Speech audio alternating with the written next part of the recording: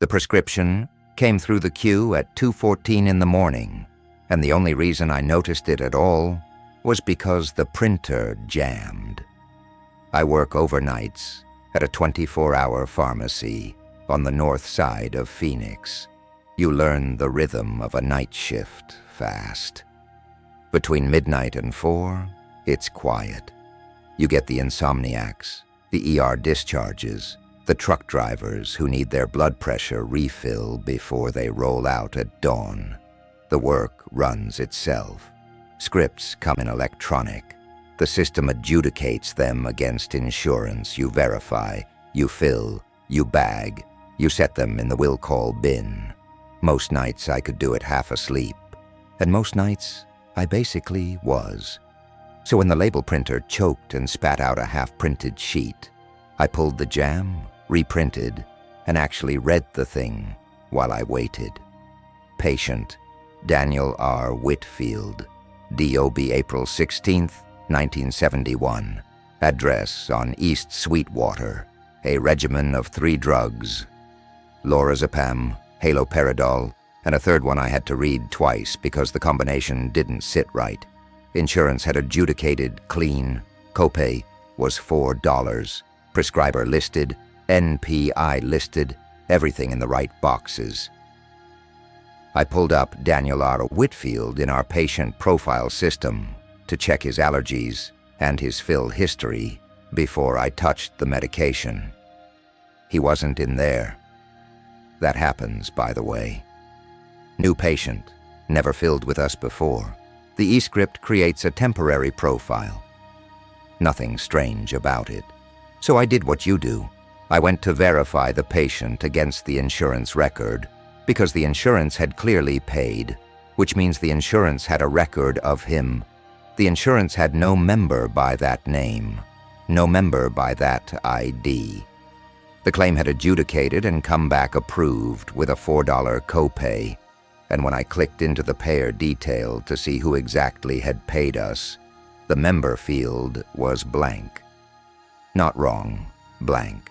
I want to be clear about how unusual that is, because if you don't work in this, it sounds like nothing. A claim cannot adjudicate without a member.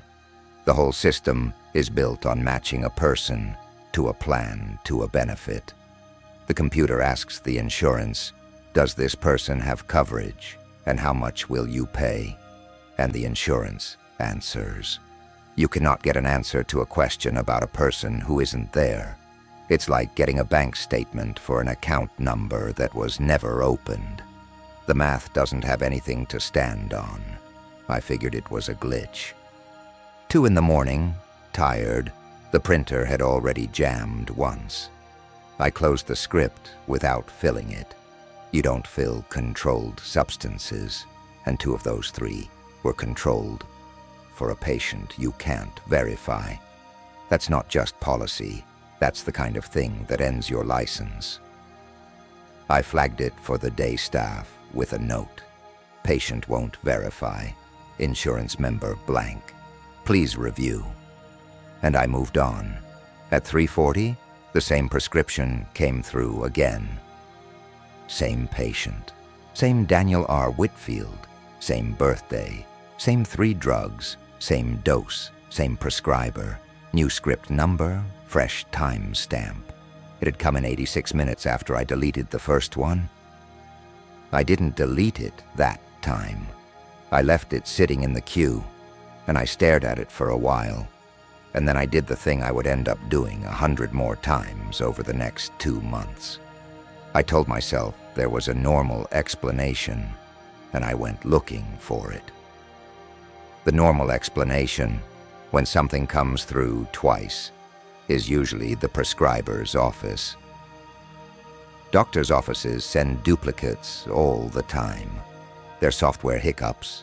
A nurse hits submit twice. A script gets resent because the first one didn't go through on their end, even though it did on ours.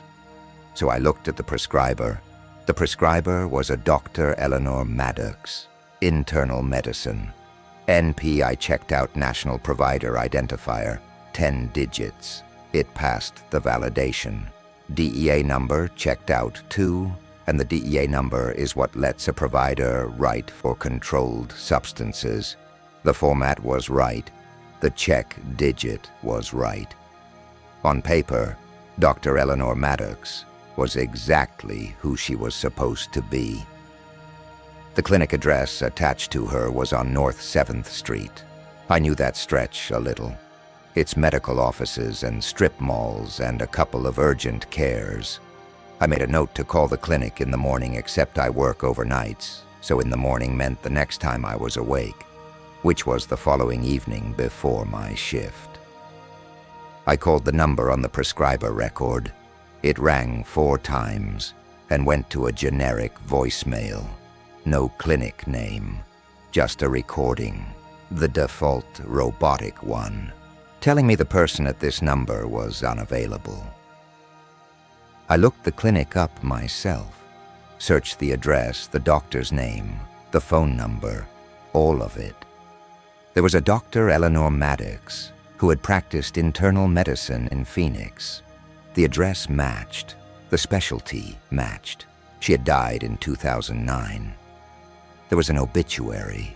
There was even a little memorial page a former patient had set up, the kind with the guest book nobody signs after the first year.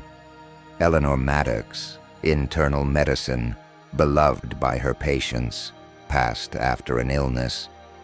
16 years ago, a dead doctor was writing prescriptions for a patient who didn't exist, and an insurance company that had no record of him was paying for it. I sat in my car in the parking lot before my shift, and I read that obituary 3 times. And I'll tell you the honest truth about that moment, because it matters for everything after. I was not scared. I was annoyed. Because in my world, this read like fraud.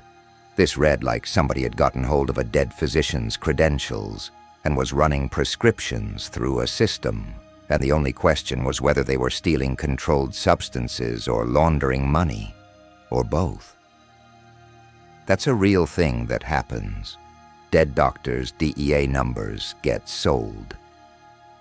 It's a known scam, so I went into my shift that night thinking I'd uncovered a crime. I almost felt good about it. I figured I'd document everything, hand it to the pharmacy manager, maybe end up talking to the DEA diversion investigator who covers our district, and that would be that. That was the last night I had a theory that made sense. Here's what broke the fraud theory.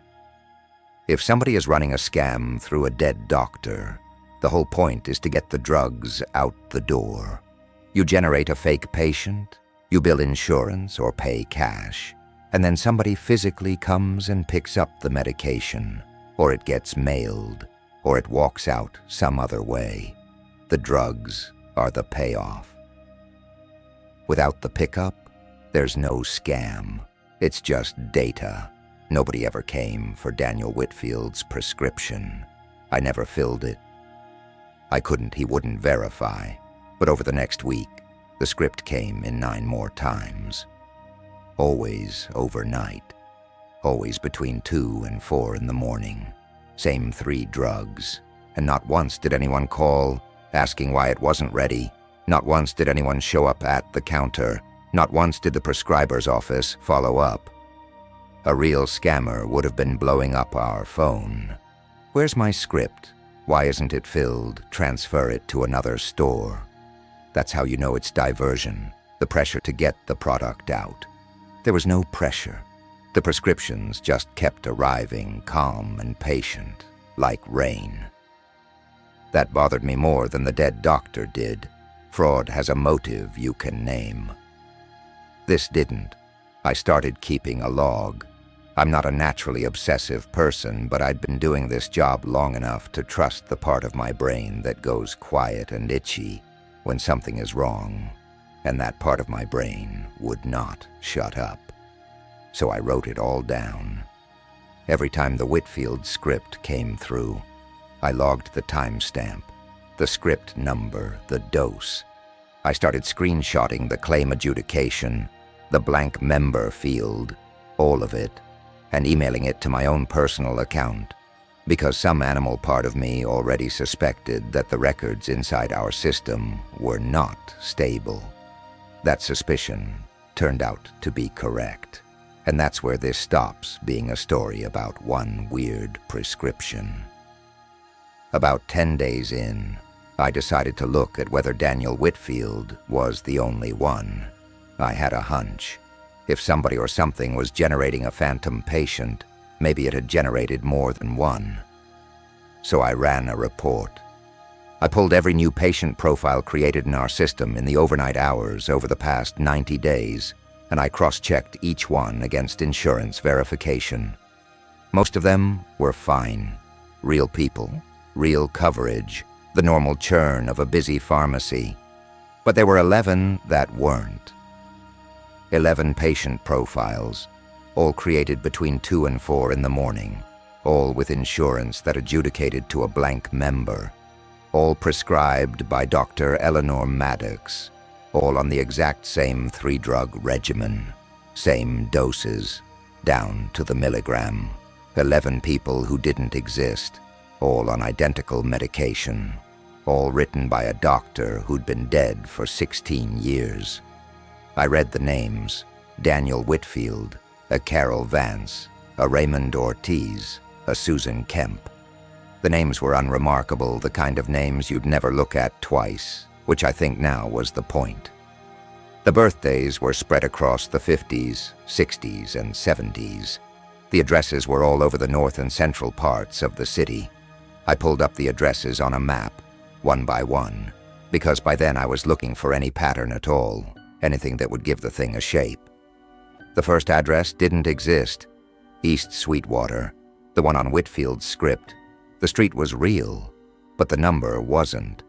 The numbers on that block ran into the 400s and then jumped to the 600s, and his address fell in the gap.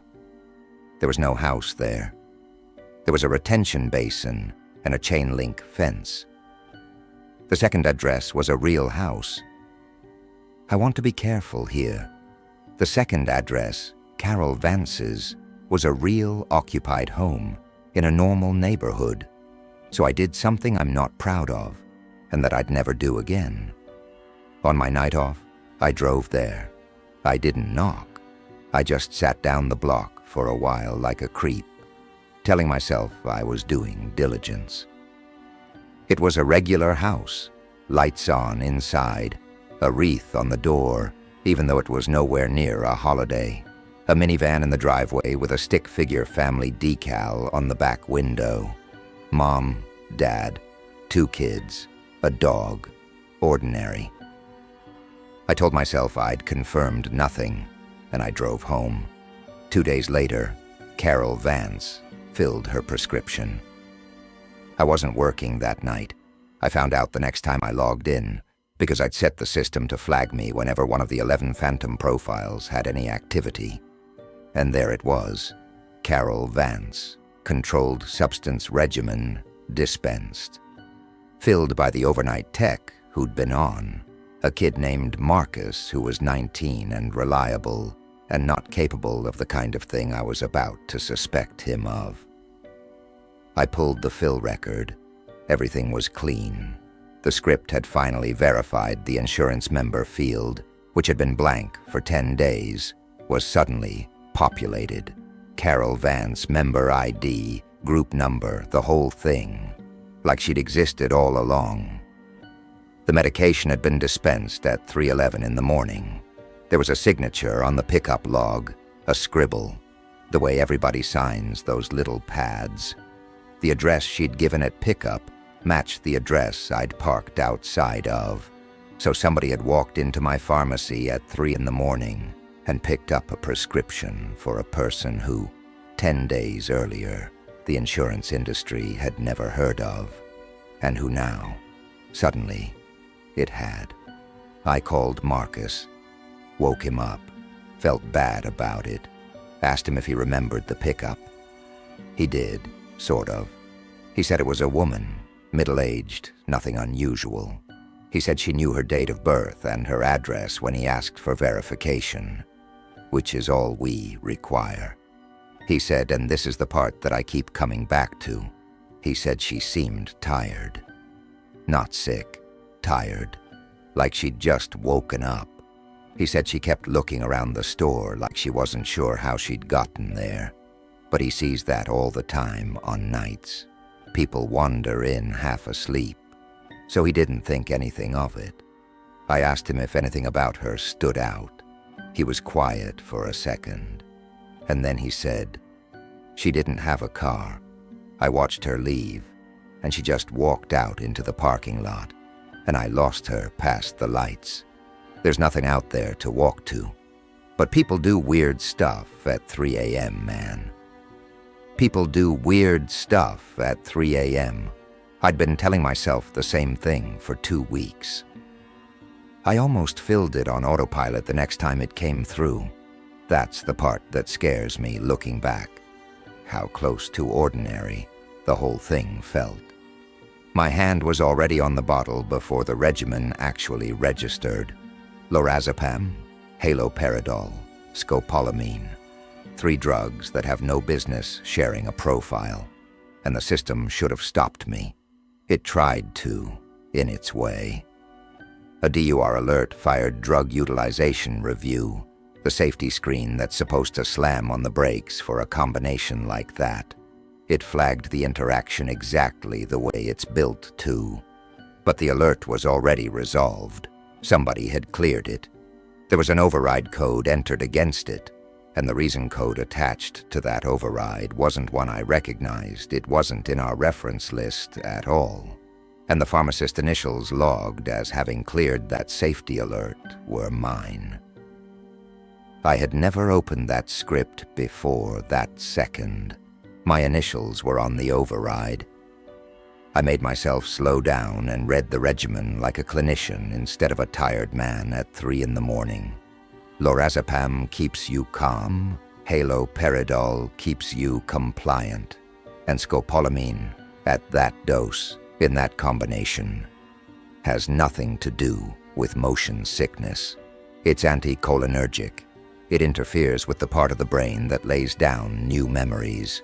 It's one of the reasons people don't remember certain surgeries. Calm, compliant, unable to remember.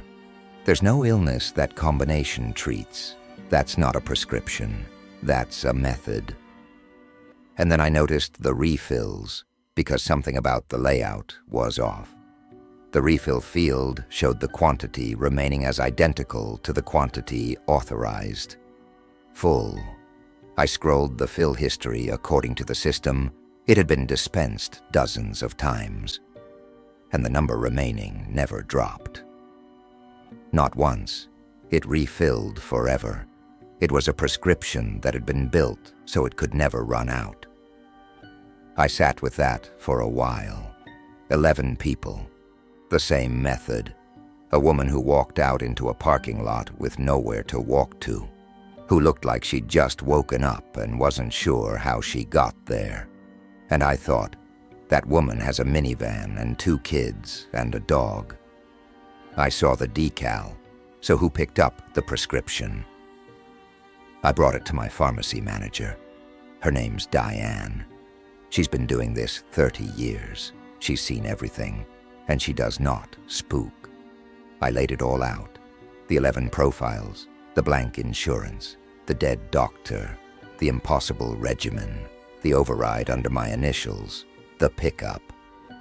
I had it organized. I'd been a compliance-minded person my whole career, and I knew how to make a case. Diane listened to all of it. She didn't interrupt. When I finished, she did something I didn't expect. She didn't argue. She didn't tell me I was tired or seeing patterns. She asked me one question. She asked, "How far back does it go?" I said I'd only looked at 90 days. She told me to go look further, and then she said, and I remember this exactly, "And when you're done looking, do yourself a favor and stop looking." I asked her what she meant. She said she'd been at this store 11 years. She said the overnight scripts that don't verify weren't new. She said when she first started, There was an old pharmacist working days, a man named Glassman, near retirement, and on her first week he told her the same thing she was now telling me through her. Some of the scripts come in at night. Don't fill the ones that won't verify. Leave them. They sort themselves out. I asked her if she'd ever filled one. She looked at me for a second and she said, "Once, early on, before I understood." And then she went back to her work and would not say another word about it. And in 11 years, that was the most she had ever told anyone. And I could tell that telling me had cost her something. So I went and looked further. Our pharmacy management system holds records going back a long way, longer than most people realize, because controlled substance records have to be retained for years, and the database never really throws anything away. It just buries it. I learned how to query the buried stuff. I taught myself more about that database in 2 weeks than I'd learned in 6 years of using it.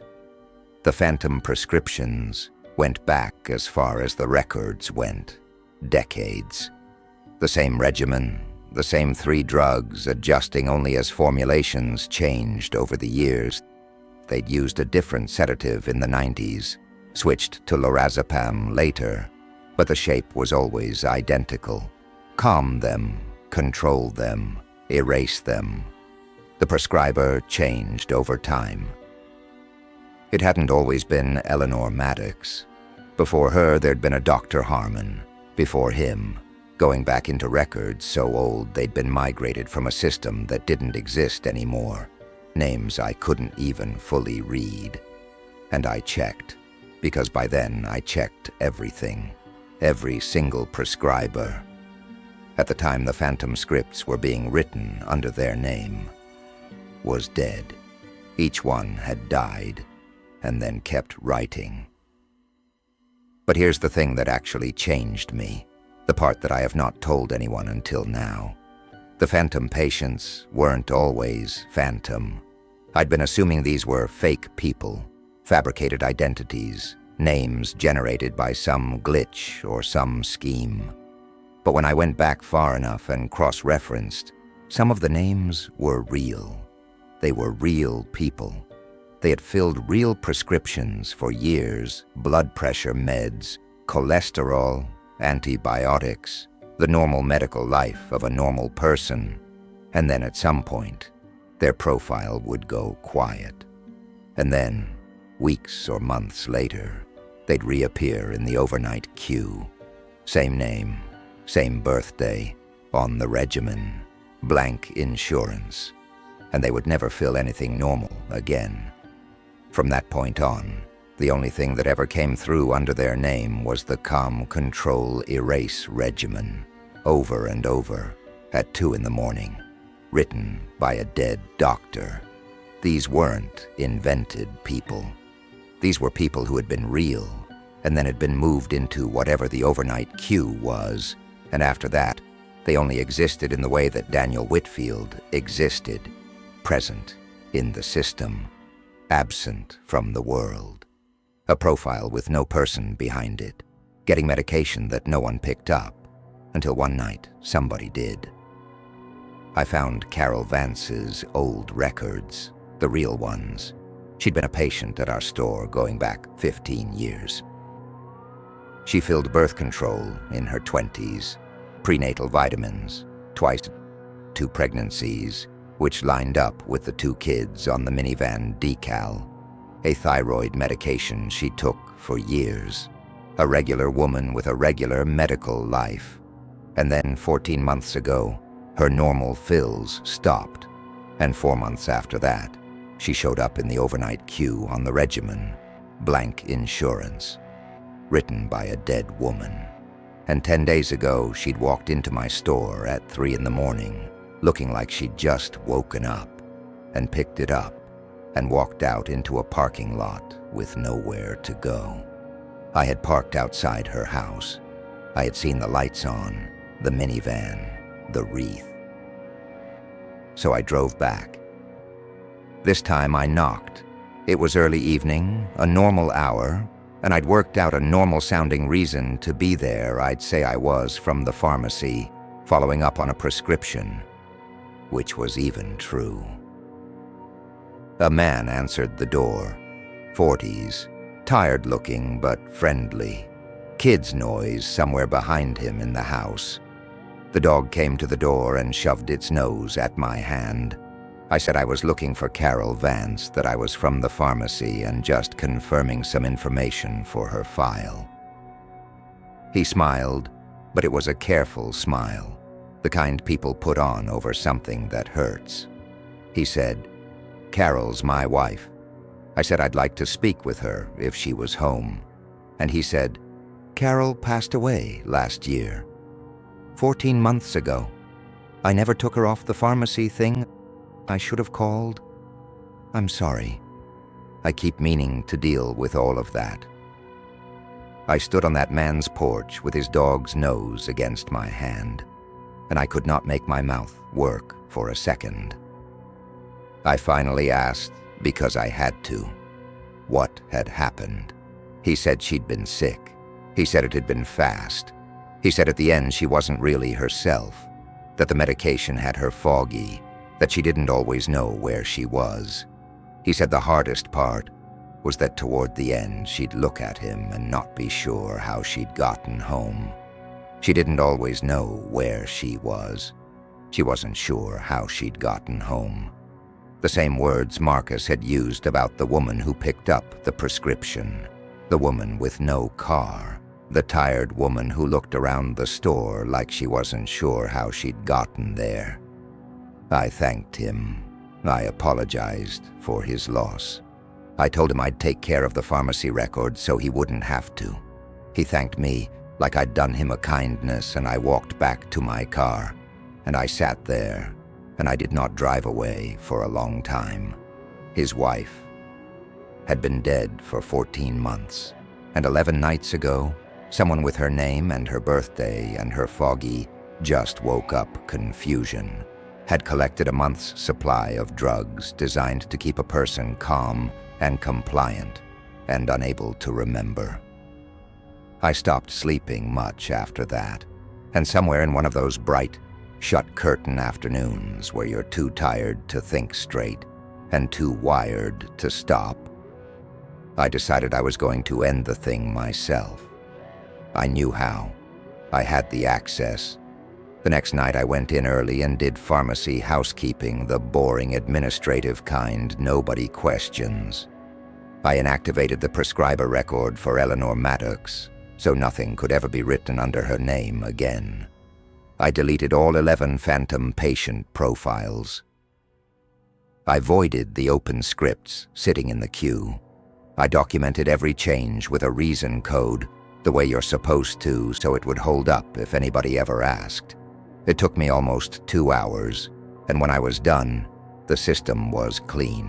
No Maddox, no 11, nothing waiting. For one night, I felt like I'd actually done something. I came in the next night and all of it was back. Not recreated, back. Eleanor Maddox, active prescriber, carrying the same internal record ID she'd had before. The unique number the system assigns a record exactly once and never reuses. You cannot delete a record and have the identical ID come back. The software doesn't work that way. It would generate a new number. This was the same record, restored, as if my deletion were the thing that had never happened. The 11 profiles were back too, original creation dates intact. And there were 12 now. The 12th had been created at 3:02 that morning. Same regimen, blank insurance. Written by Maddox, and the field that logs which staff member created a profile. The field that should have read blank, or system, or anything at all, had my employee ID in it. I had created it at 3:02 a.m. from a register inside the store. While I was 9 miles away, asleep in my bed. That was the night I stopped thinking of it as something happening at my pharmacy, and started understanding it was something happening through me. I went looking for where the scripts entered our system. Every electronic prescription comes in through an intermediary, a clearinghouse that sits between the prescriber's software and ours and passes the message along. Every script carries metadata, where it originated, what software wrote it, a trail of timestamps as it hops from system to system. The phantom scripts had metadata too, and it was wrong in a specific way I still don't understand. A normal script's timestamps run in order.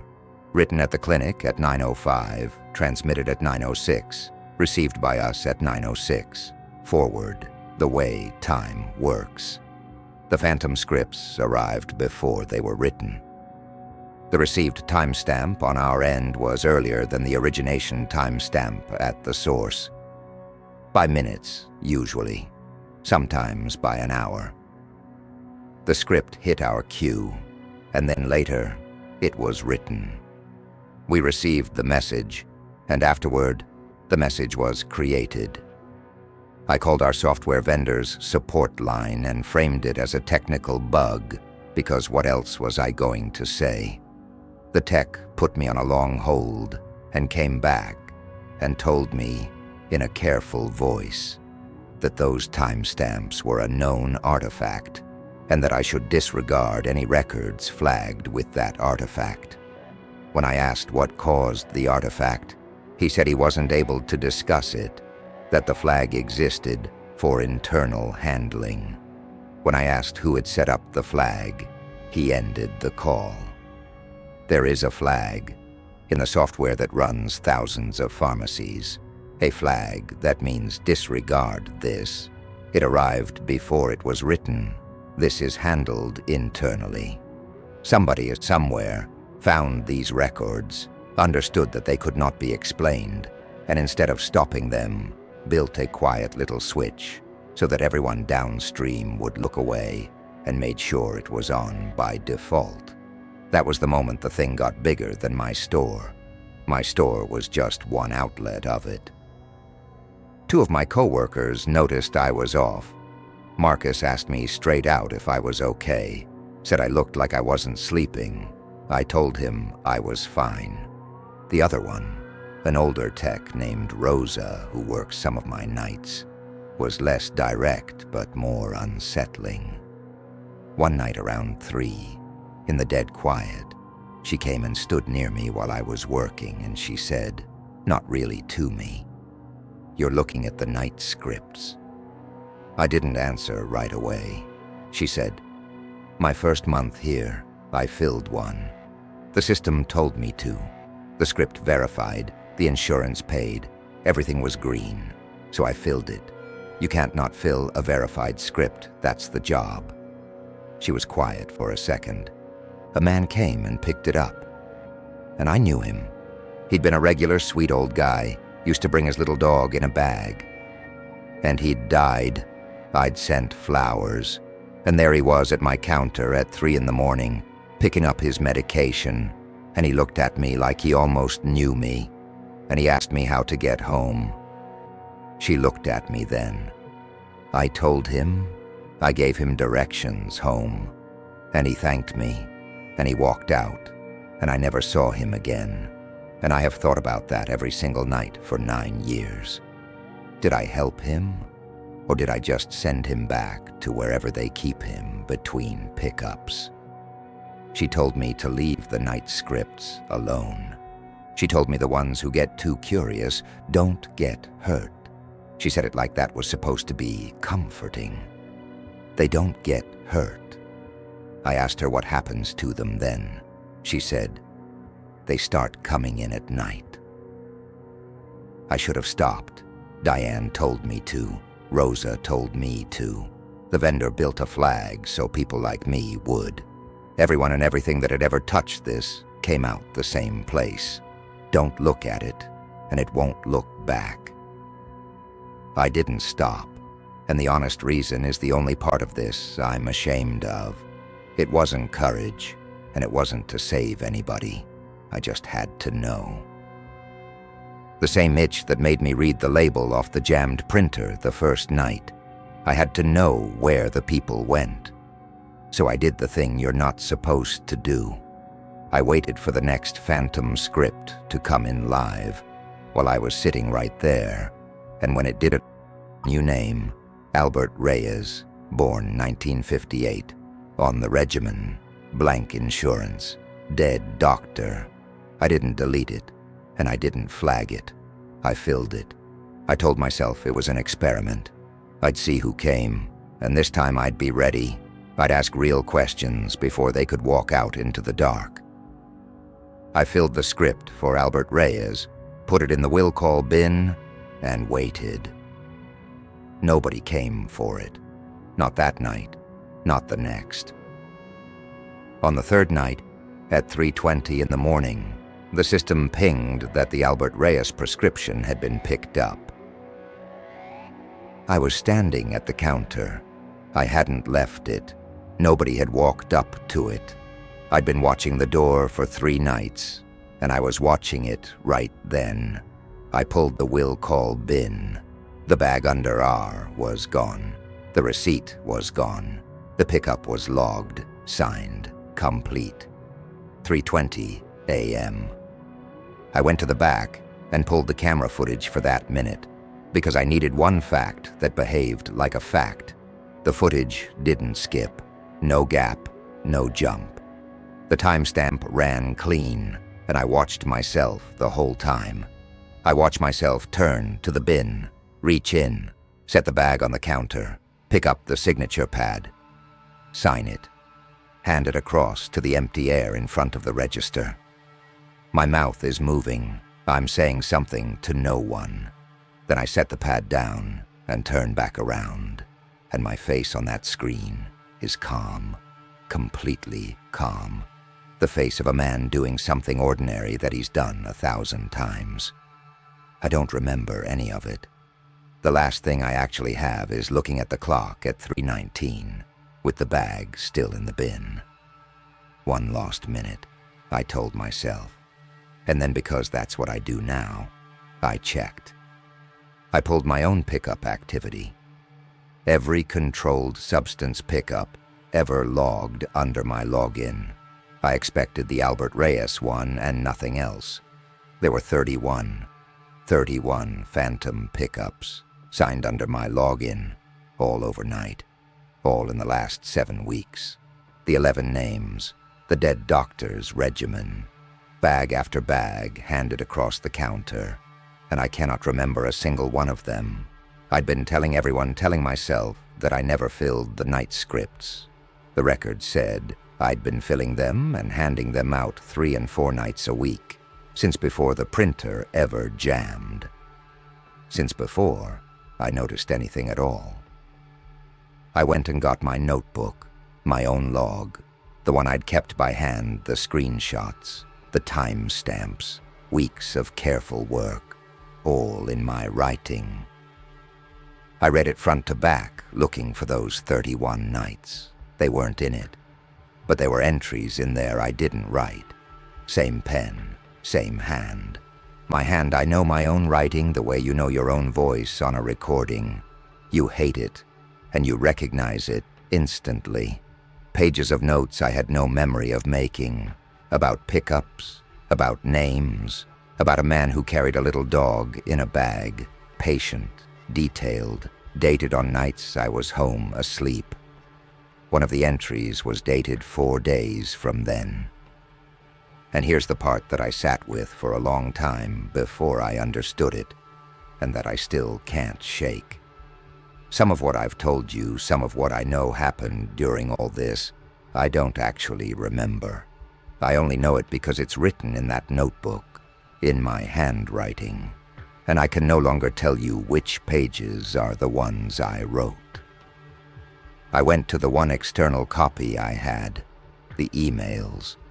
Weeks earlier, I'd been screenshotting the phantom records and sending them to my personal account.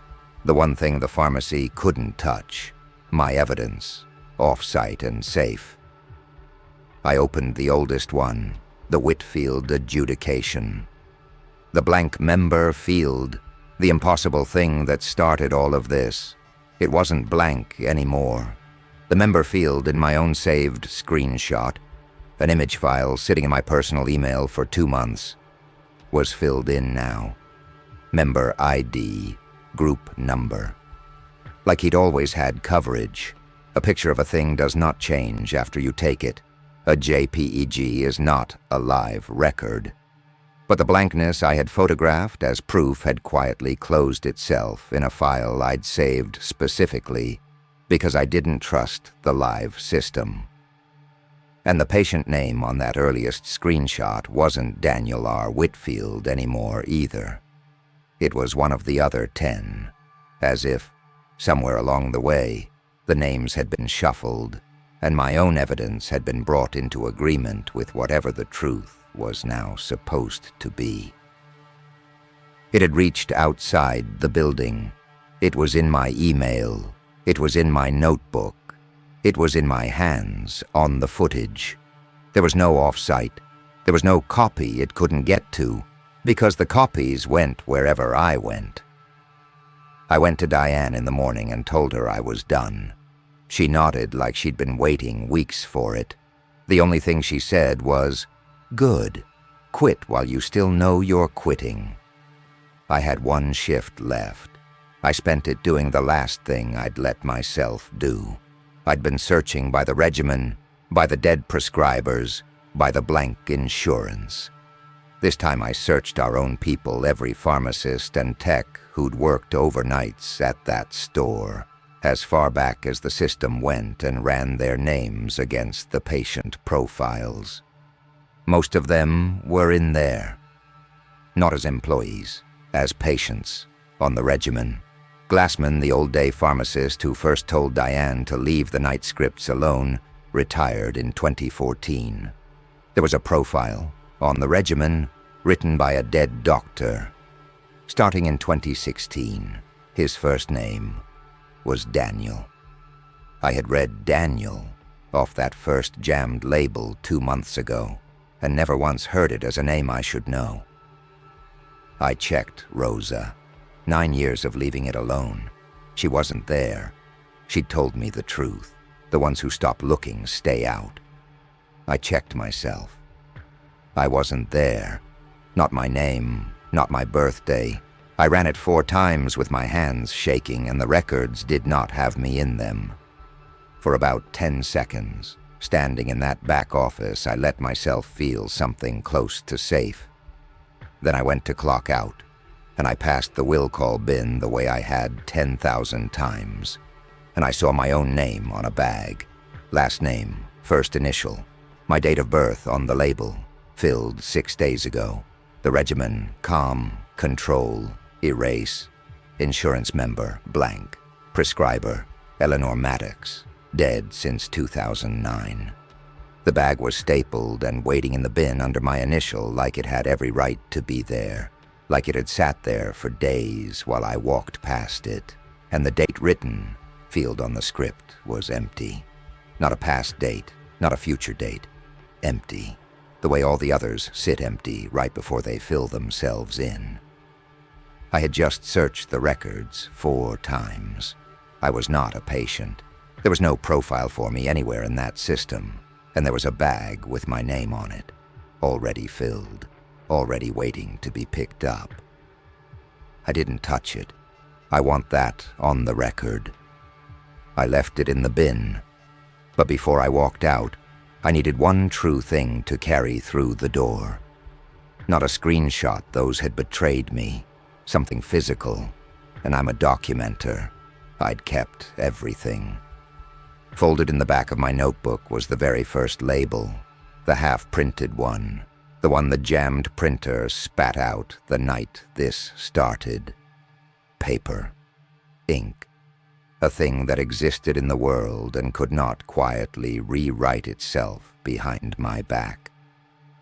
I unfolded it under the counterlight to anchor myself in the one moment I was sure had been mine. Patient. Daniel R. Whitfield. That part was right. Date, drugs, The dead doctor, all of it, just as I remembered. But pharmacy labels carry a footer most people never read, a small line at the bottom that records who entered and verified the script. On a 2:14 a.m. script, on a night I was the only pharmacist in the building, on the script I personally pulled out of that printer with my own hands, that footer should have had my initials. It had a name, printed in full. Not mine. It was the name that signed for all 31 pickups, the name with no profile, no person, no record anywhere on Earth. And it was sitting in the verified by field of the first script, the one that woke me up to all of this, time-stamped before I'd looked up from the jam. I didn't discover this. That's what the label was telling me. The night I think I noticed something wrong was already a night it was wearing my shift. The printer didn't jam by accident and pull me in. The jam was the thing letting me see one page of work that had already been routed through someone using my name, and then letting me believe, for 2 months, that I was the one investigating it. I have read that footer maybe 1,000 times since. I have shown it to no one, because I'm no longer sure what it says when I'm not looking at it. I quit that morning. I moved 2 states away. I don't work nights. I don't work in a pharmacy. I don't fill anything for anybody anymore. But I've started losing time again. Not at work. There is no work. At home. I'll sit down at 9 in the evening, and then it's past 1 and the 4 hours aren't there. The way the drive home isn't there when you've made it too many times to count. I find notes in my own handwriting I don't remember writing. Last week I came back to myself, standing at my front door at 3 in the morning with my shoes on and my car keys warm in my hand, and I do not know where I had been or where I was about to go. I never picked up the bag with my name on it. I'm almost certain I left it in a bin in a store 2 states behind me, and I drove away and never looked back. But the footage showed me a man who hands medication to empty air and doesn't keep a second of it. The records showed me 31 nights I can't account for. The first label says the work was already going out under another name before I ever looked up. And I've just told you a story, the whole long story of how I figured this out. And I have to be honest with you about the one thing that frightens me more than any of it. I don't remember all of it happening. Some of it I only know because it's written down, in my hand, in a notebook I can't always swear I wrote. So I can tell you I never picked up the bag with my name on it. I just can't promise you I'm the one who's been telling you this.